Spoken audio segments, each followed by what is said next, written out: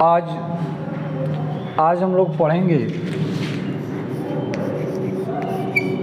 Imperative sentence. Imperative sentence को आज्ञा सूचक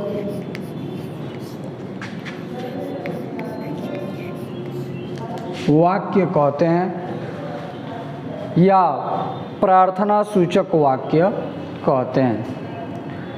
इम्परेटिव सेंटेंस को पढ़ने से पहले सबसे पहले हम लोग पढ़ते हैं लेटर।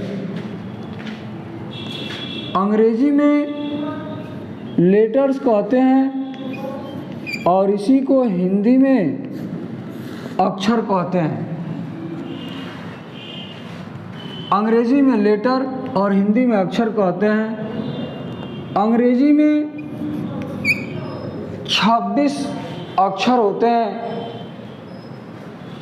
इसे हम लोग अल्फ़ाबेट कहते हैं और इसे 2 भागों में बांटते हैं। पहले को हम लोग वावेल्स यानी स्वर कहते हैं, दूसरा कॉन्सोनेंट्स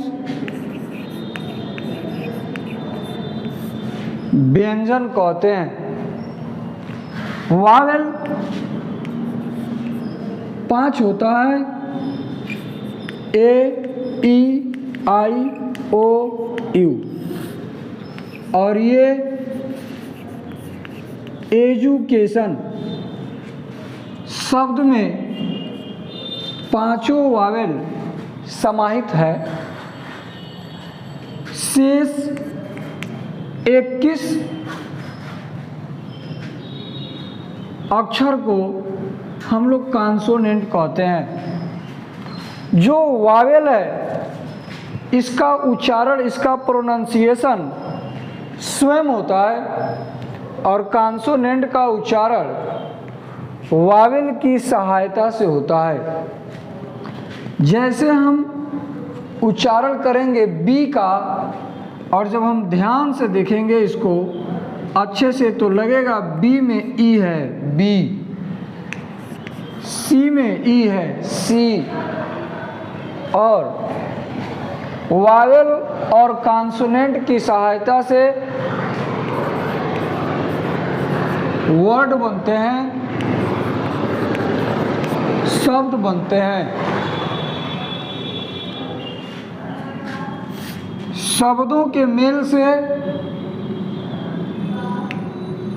सेंटेंस, अभी वर्ड्स में है, सिलेबल है, लेकिन हम पढ़ेंगे वर्ड के बाद सेंटेंस, वाक्य, और वाक्य के प्रकार हैं। पहला असर्टिव सेंटेंस, दूसरा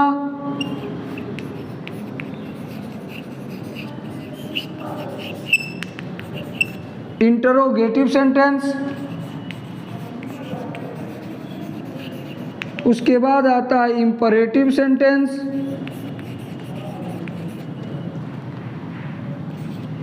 उसके बाद ऑप्टेटिव सेंटेंस और एक्सक्लेमेटरी सेंटेंस आता है। उसी में आज हम लोग पढ़ेंगे इम्परेटिव सेंटेंस। इम्परेटिव सेंटेंस में किसी को आज्ञा दी जाती है, प्रार्थना की जाती है। ऐसे वाक्यों का अनुवाद मेन वर्ब के फर्स्ट फॉर्म से शुरू होते हैं। तो पहले हम इम्परेटिव सेंटेंस के बारे में अच्छे से पढ़ेंगे, उसके बाद इससे संबंधित अनुवाद बनाएंगे। हम लोग देख रहे हैं इम्परेटिव सेंटेंस। इम्परेटिव सेंटेंस से आज्ञा, ऑर्डर, निवेदन, रिक्वेस्ट, सजेशन, सुझाव आदि भाव प्रकट होते हैं। इम्परेटिव सेंटेंस में सामान्य रूप से वाक्य का कर्ता जो सब्जेक्ट होता है वह छिपा रहता है। अतः इस वाक्य का अफर्मेटिव सेंटेंस मुख्य क्रिया के फर्स्ट फॉर्म से प्रारंभ शुरू होता है, उसके बाद ऑब्जेक्ट यानी कर्म को लिखते हैं। सबसे पहले V1, उसके बाद ऑब्जेक्ट, उसके बाद ETC लिख देते हैं। यदि वाक्य में ऑलवेज, सदैव, हमेशा, प्लीज़, कृपया या काइंडली, कृपा करके ऐसे शब्द आ जाएं तो इन शब्दों को सबसे पहले लिख देते हैं। जैसे दिया है, इस दरवाजे को खोलो, आदेश दिया जा रहा है तो वर्ब का first form open this door. नौकर को बुलाओ, कॉल दी सर्वेंट। अब आ गया हमेशा सत्य बोलो, तो सबसे पहले ऑलवेज लिख देंगे, ऑलवेज स्पीक दी ट्रूथ।